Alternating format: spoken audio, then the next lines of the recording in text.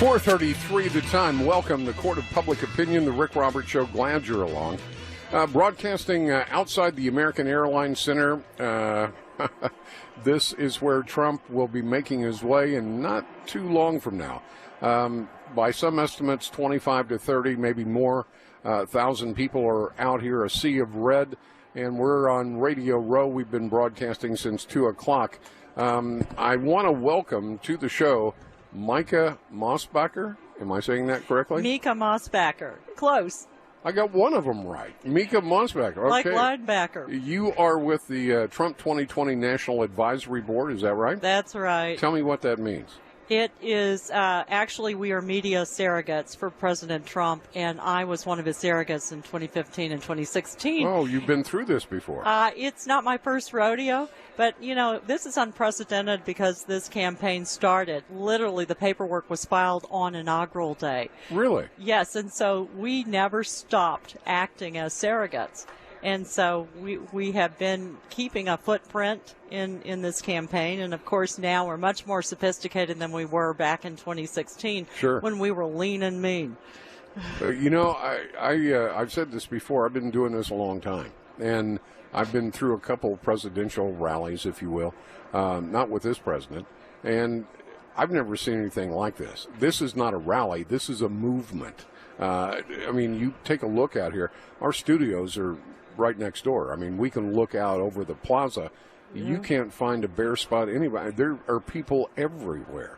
It's like a rock star. I predict that he will have a bigger capacity crowd than the Jonas Brothers will when they're here in December. Well, I wouldn't take that bet. I wouldn't. You know, I've been talking to a lot of Trump administration officials, and they say this has all the earmarks of one of the biggest rallies he's had. Yes, and he's been to Dallas at least 3 times. And, you know, Texas is the ATM for fundraising. Yeah, exactly. We were number 1 as a state for fundraising in the last quarter. And California was second, interestingly enough. So he's attended a couple of fundraisers already since he's been here. And, you know, again, with this impeachment inquiry nonsense going on, we've raised a record amount of money in this last quarter, over $125 million. Isn't that something? That's crazy. And I'm a former RNC Finance co-chair, and I can tell you back in the day, in 2006, 2008, it was large donors. Now the largest percentage are small donors, and they're also women donors. And so that's really telling me something. So I don't pay attention to polls. Polls were wrong in 2015, 2016. Yeah, just ask Hillary. Ask Hillary. And so what I look at is money, which is the mother's milk of politics, and also the invigoration of the crowd that we have. Let me ask you about that because, you know, money, those are the wheels that politics runs on. Right, wrong, or indifferent, that's the way it is. It is. When you look at this and just the numbers boggle the mind, give me an average donor. When you crunch the numbers, and I can tell you're a numbers cruncher. Yes, when you crunch the numbers, who is give me a profile of the average donor to a Trump campaign? The average donor probably doesn't have a college education, is part of the working class of America, coming really out of the Rust Belt states as where other states as well. They're suburbans, they're independent, but also we have college-educated women. And again, our donations are coming in at increments of $40 and less. How do you raise over $100 million at $40 or less? And those translate, we hope, into votes, but it's allowed the RNC to be flush with cash, and so they're really training a robust field game. 6,000 volunteers already being trained to go into 14 states. And those individuals will be helping to register voters because it's so important that individuals get out and vote. Oh, absolutely. You can raise all the money in the world, but if you don't get the votes, it doesn't matter. Absolutely. Let me ask you this. As you know, a lot of people, primarily because of Robert Francis O'Rourke, the Irish Hispanic that we have from El Paso, came so close to knocking off the incumbent, Ted Cruz. A lot is said about, well, you know, the Democrats want to flip Texas. Well, of course they do. They want those 38 electoral votes. If they could flip Texas, between Texas and New York and Los Angeles and Chicago, they'd have a lock on the White House for as long as they wanted.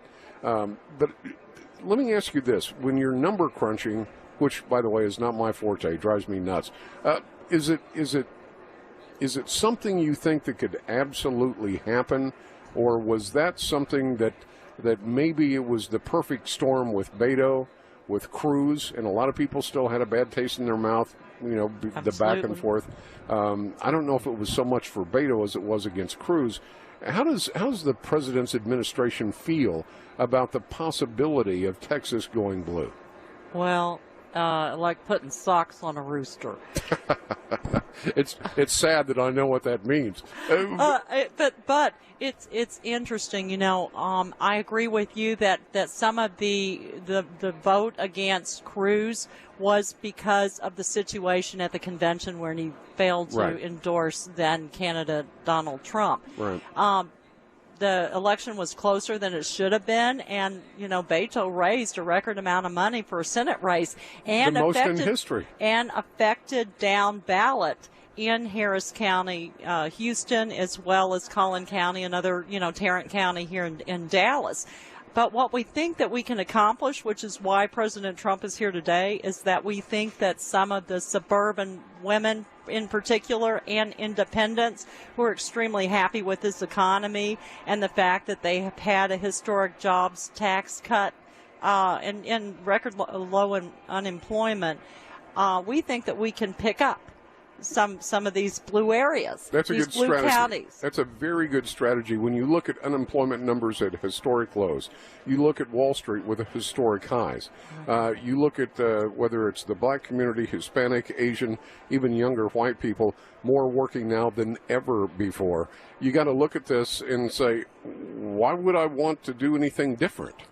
Exactly. If it's not broke, why fix it? Right. And, what you see is what you get with President Trump. It's also interesting the strategy is being utilized in other states such as Minneapolis, where he recently had a rally. That's true. And Hillary won by about 1.5%, and that's very, very thin margin.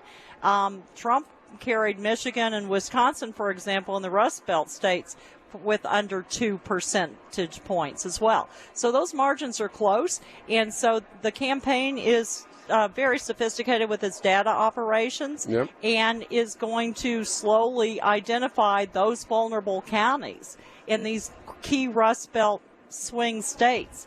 And you will see a one rally after the other. I think President Trump will outwork any Democratic candidate. Or any several Democratic candidates, based on what I've seen.